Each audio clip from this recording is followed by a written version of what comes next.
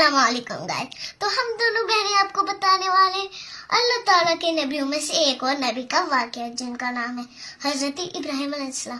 تو چلیے سٹارٹ کرتے ہیں. پہلے میں آپ کو یہ بتا دوں وہ حضرت ابراہیم علیہ السلام بیبلون میں پیدا ہوئے, لیکن ایک دکھ کی بات تھی, وہ بت پرست کے گھر میں پیدا ہوئے تھے. لیکن ایک خوشی کی بات بھی ہے گائز, اللہ تعالیٰ نے ان کو نبیوں میں سے چنا تھا.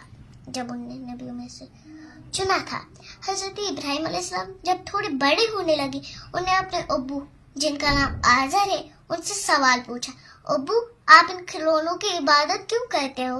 انہوں نے بولا, آزر نے ان کو جواب دیا, یہ سب سے بڑے خدا ہے.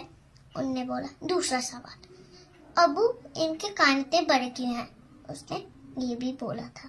تو آپ کو میں آگے بھی بتا دوں, جب ابراہیم علیہ السلام جائے وہ اپنی ہنسی نہیں روک پائے تھے, کیونکہ ان کو لگتا تھا وہ ابھی کھلونے ہیں. لیکن وہ بت پرست کا گھر تھا, وہ کہاں مانتے کہ نبی نور ہے, وہ نہیں دکھتا ہے.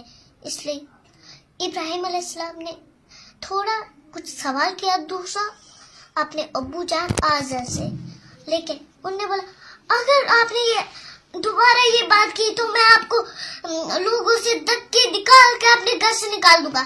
جب انہوں نے دوسری بار یہی سوال کیا تو ان کے ابو آزر بہت غصہ ہو گئے اور انہوں نے کہا, تم اب میرے گھر سے نکل جاؤ, تم میرے بیٹے لائق نہیں ہو. لیکن حضرت ابراہیم علیہ السلام اپنے ابو کی بات نہیں ڈال سکتے تھے اور وہ اپنے گھر کو چھوڑ کے چلے گئے اور وہ اونچی پہاڑی پہ بیٹھ گئے. جب وہ ایسے بیٹھے ہوئے تھے, تھوڑی پہلے ایک چمکتا ستارہ آیا. انہیں بولا, یہ کتنا چمکدار ہے اور کتنا خوبصورت ہے, شاید یہ میرا نبی ہو سکتا ہے, لیکن خدا ہو سکتا ہے. انہیں جب تھوڑی دیر بعد وہ ستارہ غائب ہو گیا, چاند نکل گیا. انہیں بولا, پہلے تو انہیں بولا تھا کہ نہیں یہ ستارہ میرا نبی نہیں ہو سکتا, خدا نہیں ہو سکتا, کیونکہ میرا خدا کبھی غائب نہیں ہو سکتا. کچھ دیر بعد چاند نکل گیا. انہیں بولا, واو یہ کتنا خوبصورت ہے, ماشاء اللہ یہ کتنا خوبصورت ہے. انہیں بولا, شاید یہ میرا خدا ہو سکتا ہے. لیکن جب تھوڑی دیر بعد چاند ڈوب گیا, انہیں بولا, نہیں یہ میرا خدا نہیں ہو سکتا, کیونکہ میرا خدا کبھی ڈوب نہیں سکتا. تھوڑی دیر بعد صبح ہو گئی اور وہاں سورج نکل پڑا. انہوں نے بولا, یہ تو ستارہ چاند سے بھی بڑا ہے اور کتنا چمکدار ہے, شاید یہ میرا نبی خدا ہو سکتا ہے. لیکن جب چاند ڈوب گیا اور رات آ گئی, انہوں نے بولا, نہیں یہ میرا خدا نہیں ہو سکتا, اور انہوں نے سجدہ دیا کہ میرا خدا وہ خدا ہے. ہاں وہ خدا ہے جو مشرق سے سورج کو اگا سکتا ہے اور ڈبا سکتا ہے, مغرب سے ڈبا سکتا ہے, اور چاند کو ڈبا سکتا ہے اور چڑھا بھی سکتا ہے. اور پھر انہوں نے سجدہ دیا. انہوں نے بولا, ماشاء اللہ بے شک میرا پروردگار صرف ایک ہے جو ان سب چیزوں کو بناتا ہے, جیسے کہ چاند, ستارہ اور سورج. پھر وہ اپنے گھر کی طرح لوٹ گئے اور اپنے ابو کو خوشی سے بولا کہ ابو آپ تو میرا وشواس ہی نہیں کرے, اس بار تو میرا وشواس کرو. ہمارا نبی وہ ہے جو خدا وہ ہے جو سورج اگا سکتا ہے, چاند اگا سکتا ہے اور ستارے اگا سکتا ہے. اس نے بولا, کیا کروں میں؟ اگا نہیں, چڑھا سکتا ہے. انہوں نے غصے سے کہا, کیا کروں میں آپ کا, آپ میری بات سمجھو, یہ ہمارے خدا ہے, آپ کیا بک رہے ہیں؟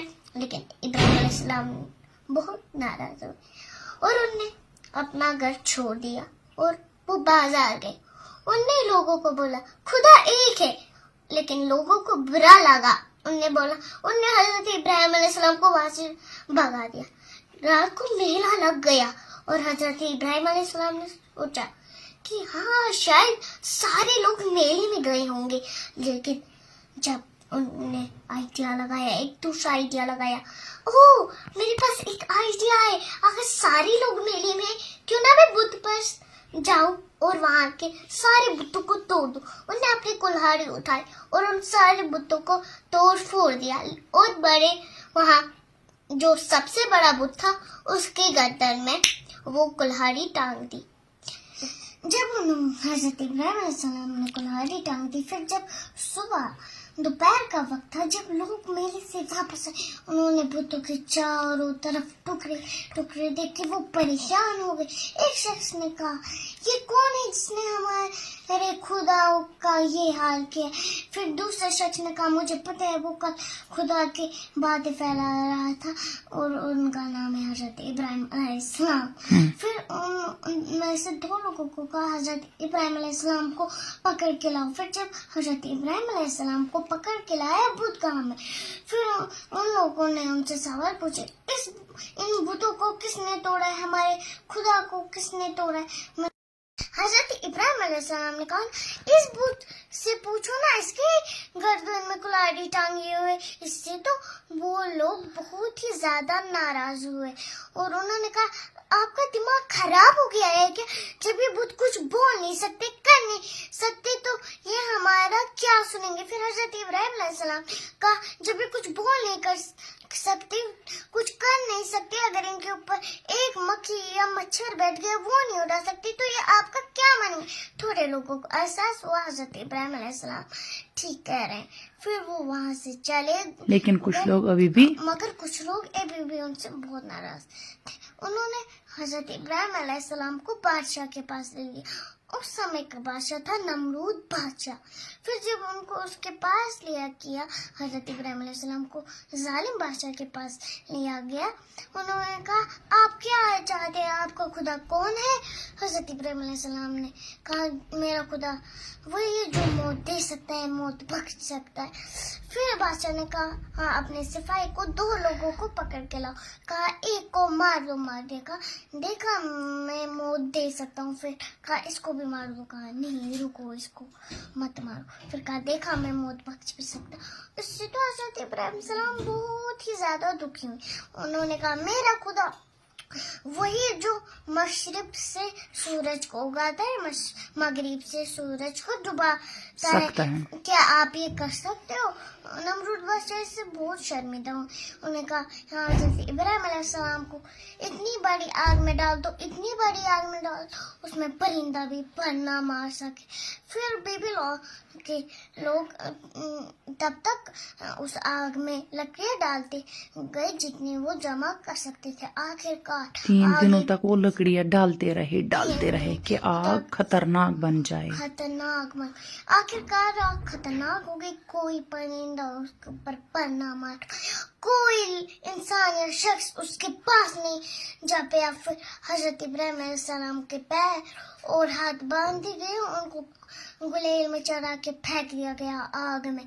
फिर जब वो गिरने ही वाले थे आग में, एक फरिश्ता आया। उन्होंने कहा, आप जो कहेंगे मैं आपका वो हुक्म मानूंगा।